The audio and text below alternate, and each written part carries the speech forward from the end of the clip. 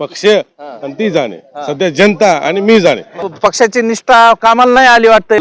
लातूरच्या या भाजपमध्ये काय घडतंय आणि त्यानंतर बंडाळीचा काय परिणाम भाजपमध्ये होते जाणून घ्या. हे सगळे उजना गावामध्ये सर्व जाती धर्म पंथाचे लोक आहेत, परंतु अशोकरावजी कासले यांच्या पाठीमागे त्यांची निष्ठा याचं पाहायला मिळालं की दिल्ली ते गल्ली आजपर्यंत असंच वातावरण चाललेलं आहे. प्रचाराला सगळ्या गावकरीच उतर. उजना मतदारसंघ जेवढा आहे तेवढा आम्ही पिंजून काढणार. विकास पुरुषाला डावलून जर तुम्ही या ठिकाणी निवडून येण्याचा प्रयत्न करीत असाल तर तो त्यांचा डाव यशस्वी होणार नाही. ही निवडणूक माझी नसून ह्या जनतेची निवडणूक आहे. जनतेने निवडणूक हातात घेतल्यामुळे मला ह्या निवडणुकीचा काही विषय अलग वाटत नाही. ही निवडणूक जनतेने हातात घेतलेली आहे. हो, संपूर्ण गाव जनतेनेच आम्हाला उभा केला आहे.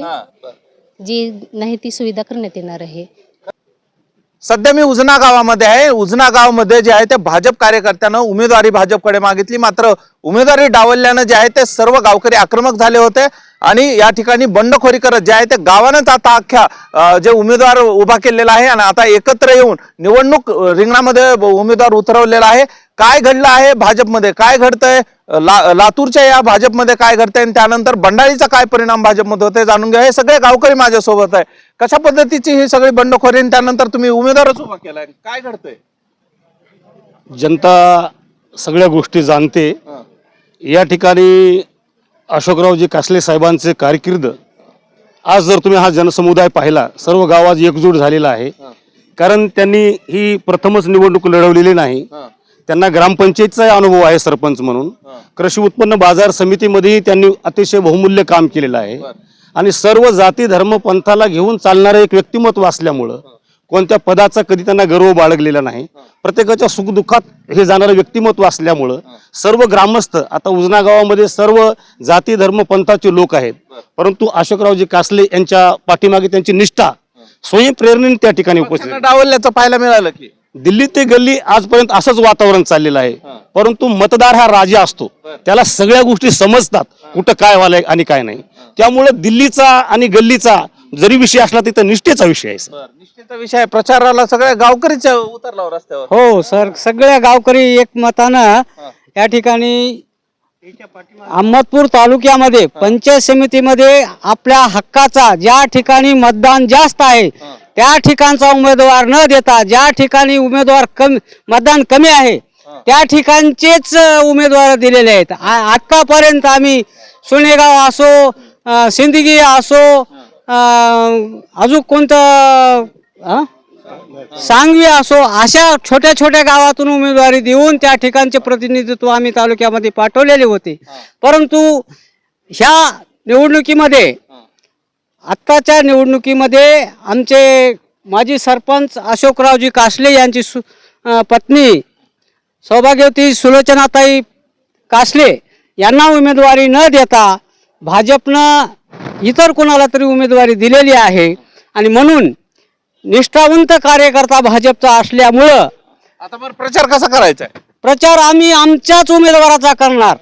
हो, अशोक कासलेची पत्नी सुलोचनाताई कासले यांचाच प्रचार सर्वत्र आम्ही करणार. उजना मतदारसंघ जेवढा आहे तेवढा आम्ही पिंजून काढणार. काय पक्षाची निष्ठा कामाला नाही आली वाटते, कशा पद्धतीने आता प्रचार करता? बघा साहेब, या पुढे या. दिल्ली ते गल्ली वातावरणाचा फायदा काही लोकांना होईल वाटतंय, परंतु निष्ठावान माणसाला डावलून जर ह्या वातावरणाचा कुणी फायदा घ्यायचा प्रयत्न करत असेल तर तो सक्सेस होणार नाही. वातावरण जरी असलं तरी तो या कार्यकर्त्यापर्यंत तो वातावरण पोहोचायला पाहिजे होतं आमच्या गावापर्यंत. ते डावललं. त्यामुळं काही लोक असतील समजा वातावरण दिल्लीपासून गल्लीपर्यंत आहे, त्या वातावरणाचा फायदा इथं तर होणार नाही असं आहे. कारण आमच्या विकास पुरुषाला डावलून जर तुम्ही या ठिकाणी निवडून येण्याचा प्रयत्न करीत असाल तर तो त्यांचा डाव यशस्वी होणार नाही. आमचा उमेदवार बहुमताने विजयी होणार. नोट मी और वोट मी. कसा असणार आहे प्रचार?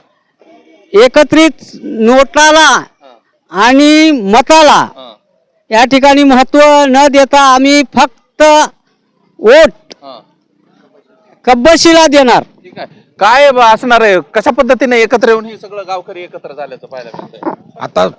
आता प्रतिनिधीने जे सांगितलं त्याच प्रकारे आम्ही सगळी गावकरी मंडळी सुलोचनाताईच्या पाठीमागे उभा आहोत आणि एका निष्ठेने उभा आहोत. आतापर्यंत अशोकरावची जी कारकीर्द आहे प्रचंड व्यवस्थित आहे, चांगली आहे. लोकांचं प्रतिनिधित्व त्यांनी स्वीकारलं आहे. त्यामुळे खूप चांगल्या प्रकारे प्रचार करून आम्ही आमचा पहिला उमेदवार आम्ही अशोकरावताई सुलोचनाताईंना आम्ही निवडून देणार असा आम्ही एक मुखाने निर्णय कशा घेतला. पद्धतीने वाटते तुम्हाला अन्याय केला भाजपनं? अगदी त्यांनी फॉर्म भरला होता. आता त्यांनी आतापासून नाही, दोन वार्षिक नियोजने झाली तेव्हापासून अशोकराव त्या पक्षामध्ये आहेत. तरीही पक्षांनी त्यांना डावललेलं आहे. ही फार अन्यायाची गोष्ट आहे. म्हणून हा अन्याय दूर करण्यासाठी सगळी गावकरी मंडळी एकत्रित आलेली आहे. हे सगळं जे तुम्ही बघताय अगदी हे त्यांच्या मनापासूनचे मतापर्यंत ही जाणारी रॅली आहे. खूप चांगल्या पद्धतीनं एकत्र आलात, काय परिणाम होईल वाटतं या सगळ्या बंडखोरीचा? या ठिकाणी नक्कीच बदल होणार. उमेदवार या ठिकाणी आम्ही बहुमताने गावांनी एकत्र येऊन हा उमेदवार दिलेला आहे आणि सर्व गाव तंडेवाडी असतील, आमचे ग्रुप ग्रामपंचायत आहे, तरी पूर्ण या ठिकाणी ताकदीने आम्ही निवडणूक लढू आणि या ठिकाणी सुलोचनाताई यांना निवडून देऊ. पुन्हा एकदा मी दाखवतो हे सगळे गावकरी इकडून बघा. सगळे गावकरी जे आहेत ते या ठिकाणी आल्याचं पाहायला मिळतंय. लातूर जिल्ह्यातल्या बंडखोरीचा हा थेट परिणाम जे आहे ते पक्षाला होत असल्याचं पाहायला मिळतंय. कशा पद्धतीने विजयासाठी असं आता तर निवडणूक मैदानात उतरला देखील. आता सध्या ही निवडणूक माझी नसून ह्या जनतेची निवडणूक आहे. जनतेने निवडणूक हातात घेतल्यामुळे मला ह्या निवडणुकीचा काही विषय अलग वाटत नाही. ही निवडणूक जनतेने हातात घेतलेली आहे आणि जनता ही 100% खात्रीने निवडून आणणार आहे, एवढं या ठिकाणी मी सांगतो.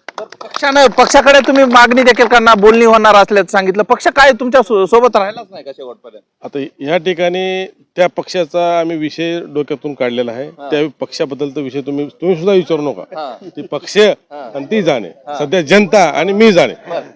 कशा पद्धतीनं प्रचाराला आता सुरुवात केलेली आहे? लोकांपर्यंत जाण्यासाठी काय रणनीती अवलंबली तुम्ही?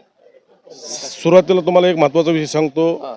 आदरणीय आमचे महाराष्ट्राचे उपमुख्यमंत्री अजितदादा पवार यांचं दुःखद निधन झाल्यामुळे आम्ही 2 दिवस झालं फार दुःखात होतो आणि आज आम्ही खरं तर काल नारळ फोडणार होतो, पण परवापासून ह्या डोक्यात नियोजन नारळ फोडायचं होतं, पण दादाची घटना झाल्यामुळे आम्ही नारळ फोडू शकलो नाही आणि आपला महाराष्ट्राचा लाडका नेता आपल्यातून निघून गेला ह्याचं सर्वत्र मला भरपूर दुःख झालेलं आहे. तरी या दुःखामधून बाहेर निघून आज आम्ही नारळ उजण्यामधून सुरुवात केलेली आहे. तरी पूर्ण मतदारसंघामध्ये प्रचार चालू करणार आहोत. कुठले मुद्दे असणार आहेत प्रचाराचे आणि विरोधक कोण आहे असं वाटतंय तुम्हाला? आता विरोधक आम्हाला विरोध म्हणून नाही, आम्हाला निवडणूक ही जनतेच्या सेवेसाठी करायची. आजपर्यंत आमच्या उजना या ग्रामपंचायतच्या हद्दीमध्ये आजपर्यंत कुणी पण तिकीट मागणी केली नव्हती. आज आम्ही तिकीट मागणी केली, पक्षानं डावललं, तो विषय संपला. आज जनतेनं हे निवडणूक अपक्ष लढवा असं मला घोषित केलं. त्यामुळं आम्ही जनतेसाठी निवडणूक लढवणार आहोत आणि जनतेची सेवा करणार आहोत. उमेदवार ही माझ्यासोबत आहेत. कशा पद्धतीने निवडणुकीला सामोरं जातात? कुठं कुठं प्रचार करायचा आहे आता? प्रचार मतदारसंघामधून संपूर्ण गाव आले त्याच्यात करण्यात येणार आहे. गावकऱ्यांनी कसा प्रतिसाद दिला असं वाटतं? सगळं गावच आलंय की आता? हो, संपूर्ण गाव जनतेनेच आम्हाला उभा केला आहे. त्यांच्या ह्याच्यावरूनच आम्ही उभे राहिले आहेत. कुठल्या मुद्द्यावर ही निवडणूक आहे असं वाटतंय तुम्हाला? मुद्दे कुठले असणार आहेत? शेतकऱ्यांचे असतील किंवा इतर कुठल्या मुद्द्यावर? सर्व मुद्दे धरण्यात येणार आहेत. गावकऱ्यांचे सर्व प्रश्न संपूर्ण हे करण्यात येणार आहेत. रस्ते, पाणी, जी नाही ती सुविधा करण्यात येणार आहे. जनतेने ही निवडणूक या गावाची हातात घेतल्याचं पाहायला मिळतंय. पुन्हा एकदा मी दाखवतो, हे सगळे लोक जे आहेत ते गावातले रस्त्यावरती उतरलेले आहेत आणि प्रचारात जे आहे ते गावागावामध्ये जाणार असल्याचं देखील ते सांगतायत. त्यामुळं लातूर जिल्ह्यातलं हे सगळं वातावरण आहे आणि एकूणच लातूर जिल्ह्यातल्या बंडखोरीचा थेट परिणाम काय होणार आणि गुलाल कुणाच्या माथी लागणार हे पाहणं महत्वाचं असणार आहे. मात्र भाजपमध्ये झालेली बंडाळी आणि त्यानंतर गावागावामध्ये एकत्र येऊन उमेदवाराला निवडून देण्यासाठी जे आहे ते लोक एकत्र आल्याचं पाहायला मिळत आहेत. हा व्हिडिओ तुम्हाला आवडला असेल तर सर्वांना शेअर करा. चॅनलवर नवीन असाल तर चॅनल सबस्क्राईब करा. धन्यवाद.